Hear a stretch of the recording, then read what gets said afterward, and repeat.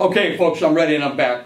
We're going to give you a real speed run through all of this thing. I'm already past 30 minutes. I want to just jam this out at you, and I believe you're in a listening point of mind here. I'm going to tell you about students, what's expected of students, what students are going to achieve. I'm going to tell you about the websites and the apps and how they're going to work and interact with the government. And then I'm going to give you some specific examples of overall job plans.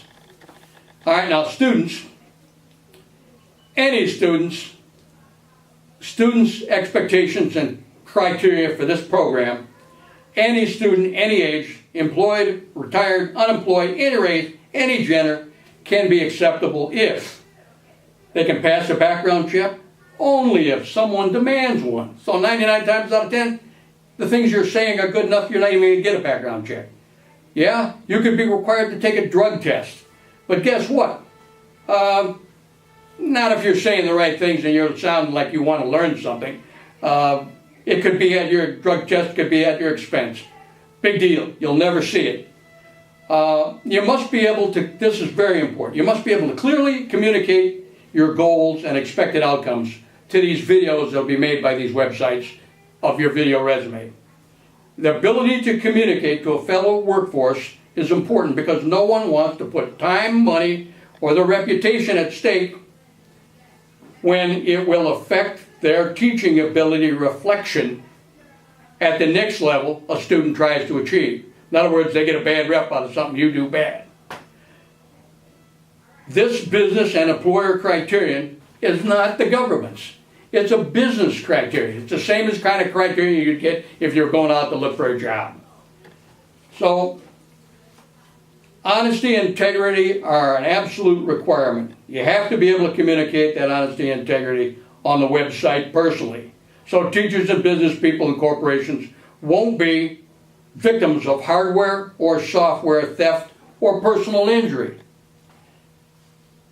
Help and guidance professionals can assist you with communication skills for your own video or anytime you want to update or change that video resume.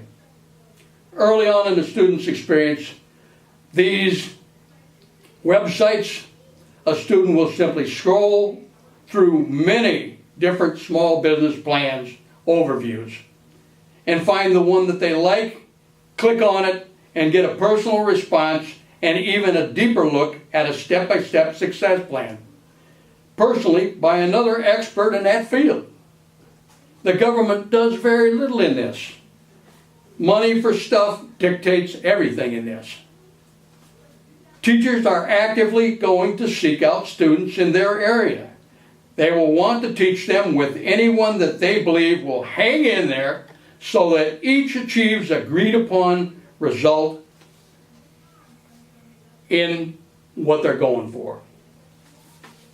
The only thing the government's going to do is figure out tax advantages, charitable advantages, and corporate advantages based on how much a corporation's employees are to the actual people that they're helping. We don't want to give corporations something for nothing. They have to earn the right to take and get a tax deduction across the board below that trickle-down economics figure of 15%. So if they're going to get something less than that, it's going to be because they earned it. So the government determines what the ratio of students to people receiving benefits students obtain. Now on the website side, the apps and the websites, they're not being taxed. That's their incentive. Provisions for video and verbal and written data on both students and teachers and professionals. So in other words, the teacher's going to get scrutinized too. Whenever you complete something, there's going to be a click on 1 through 10, student's performance, teacher's performance. Everything but everything is going to be known about how you interacted with this system. And the teachers, things they do are important too. The area codes of both teaching and learning are together. Times for both the students and the verified, recognized results are by teachers and students getting together and listing on their resume or the teachers on their particular sites what times they're going to be available. All results that happen on these sites must be verifiable. So it's a verifiable test, a verifiable result, verifiable college credit, a verifiable whatever. So now, what about software and hardware? Some of this, there's no verifying of anything. So it's entirely up to the teacher to say, well, this student knows how to do this. And teachers will say that, but they're only going to say it if it's true.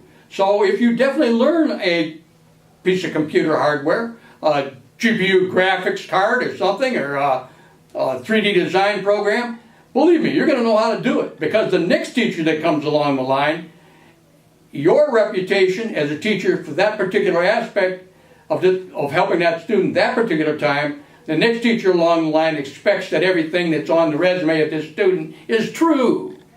So professionals may donate without any expectations of money for public relations.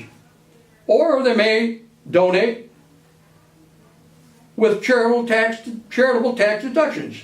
501(c)s, like churches, charitable institutions, could be encouraged to help deserving or poor students with computer or software hardware. A lot of them are already doing this. Some teaming of teachers and students could be only for public relations. I've said that. Without a personal tax or corporate reduction. Just totally for bragging rights. Companies want to say, hey, I help X amount of people in this area code, blah, blah, blah, blah. We're helping minorities. And that'll even come out before anybody in the suburbs gets out.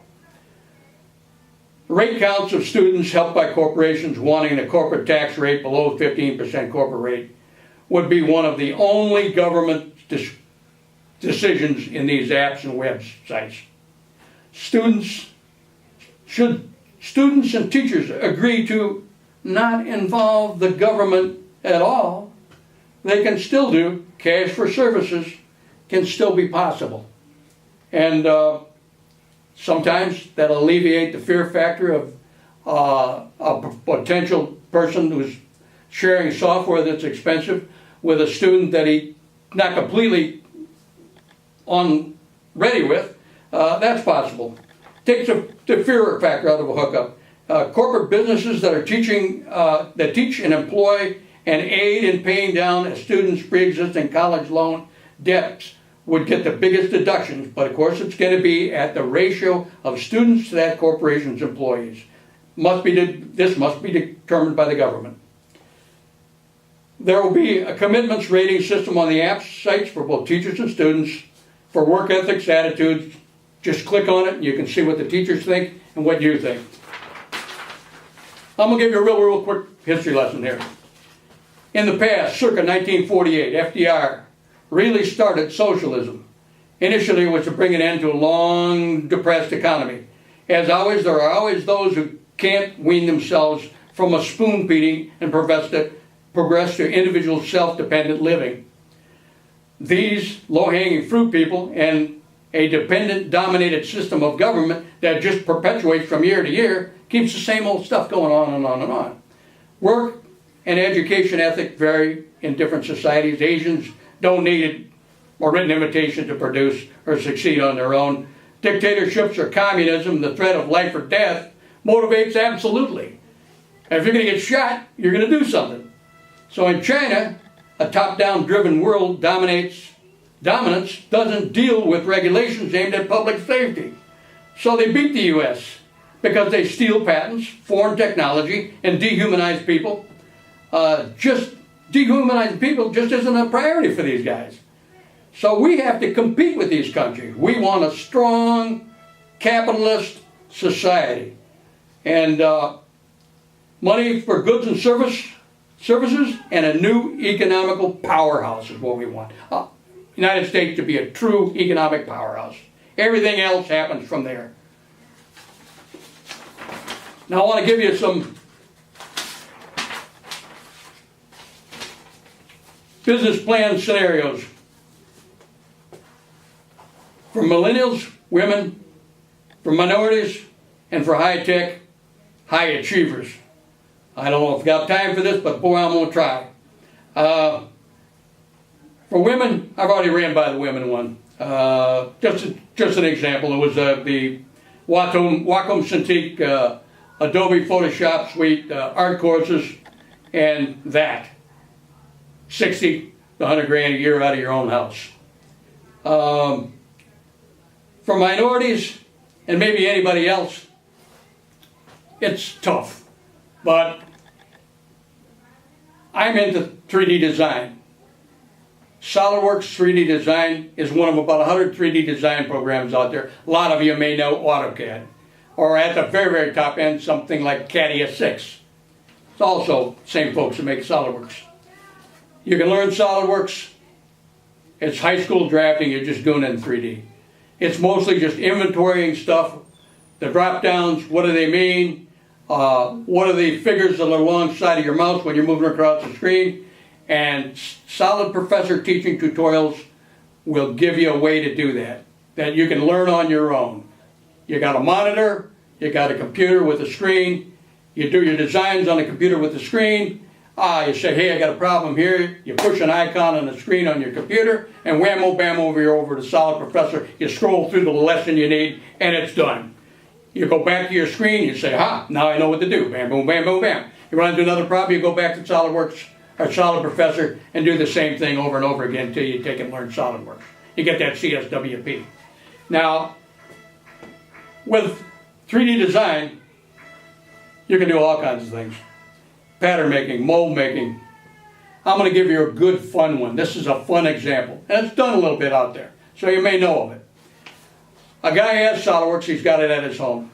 He's got a mobile computer, he's going to carry it with him, and he's going to go to car shows.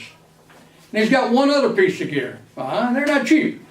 A video, it's a scanner, a handheld scanner, optical or laser, or a combination of both, that you simply take and swipe. You plug it up to the 3.0 port of your computer, swipe it 30 seconds over the top of a 69 Mustang hood, and the lines of resolution of the 69 Mustang hood are in your computer right there in a file. You simply go down to a plastics company, get some plastics known as die plank. You take the die plank down to a machine shop that's got a 5-axis machining head. You give them the file, you load it off of your scanner on your computer, and whammo bammo, you've got a mold for 69 Mustang hoods. You can make thousands of them. Inside, under the hood, cosmetics. People are doing this all over, using exotic fibers, carbon fiber, Xylon. I'm going to tell you about one website for these automotive things. It's called Composite Envisions. I think they're out of Waukesha, Wisconsin. Everything automotive, the finest fibers and fabrics. When you look down into the finishes, some of these stuff that's used on automobiles and interiors, under the hood, it's like you're looking into a kaleidoscope. I mean, it's just depth, depth, depth, depth, and beautiful, beautiful, beautiful fabric and clear epoxy resin. Composite Envisions, the scanners, 3.0 port on your computer, SolidWorks, and whammo bammo, you got a job that all you got to do is go to car shows, and you've got a business that generates where people just hear about your work, and you don't even have to have an LLC. People just know you're a Joe Blow, the guy with the gear, and that's it. You can cut the government out of that little angle.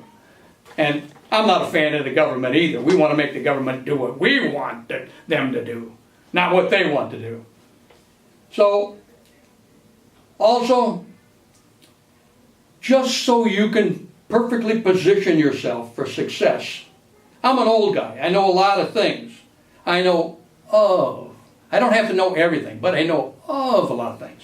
So on these websites and on these apps, there's going to leave a little spot that you can scroll on, and it'll just be an endless drop down of terms like 3D coordinate systems, vacuum bag molding, plasma arc cutting, steel fabrication, aluminum fabrication, T-slotted aluminum structural framework, all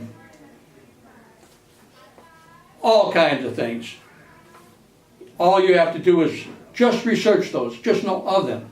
So in the cauldron of life, where all your life's experience and all of this acquired information is, you just simply swirl your hand around in that, reach down and pull out the particular ingredients, that little bits of knowledge, and put it together in something that makes sense to you. Use SolidWorks to put it on the screen, and you make molds, you make products, you design things, and you make money. That's how it's done. All you do is scroll on the website, these drop downs come down, and you see things that you should research. You go to YouTube and look at them. So now, let's go to the political considerations of this thing, and this is the end of this thing. Unfortunately, we're stuck with two candidates. I hate both of them. But one of them claims to be a businessman and a total outsider. Frankly, I'd have picked Ben Carson. But Ben Carson is on the Trump team. So what's happening here is you got an outsider.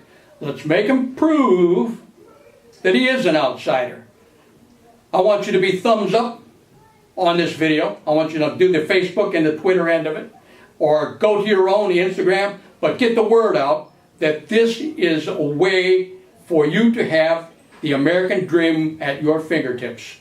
And this will get out to people like Trump, and we'll put it to them. All you have to do is buck a little bit of the establishment who don't want to make ripples in the pond. They don't want to offend online colleges or colleges that have donated to them all along. But if you, the outsider, say this has to be done in 2017, we want specifics, we're tired of promises, and frankly, when Trump starts that, believe me, and Hillary starts that, we're going to tax you to death, I don't like either of those things. I want some specifics. And this is the only chance you're ever going to get in your life. Click up, click down on this, get national attention to it, because it might be the only way you'll ever get the possibility of taking your hands on the situation to make improvements for you. Not just some trickle down, which I believe they got to have a trickle down. But they need something more specific. This is 2017. It's high time we spoke. The people should have the choice. And guess what? When this thing institutes year from year, we don't want a politician in it.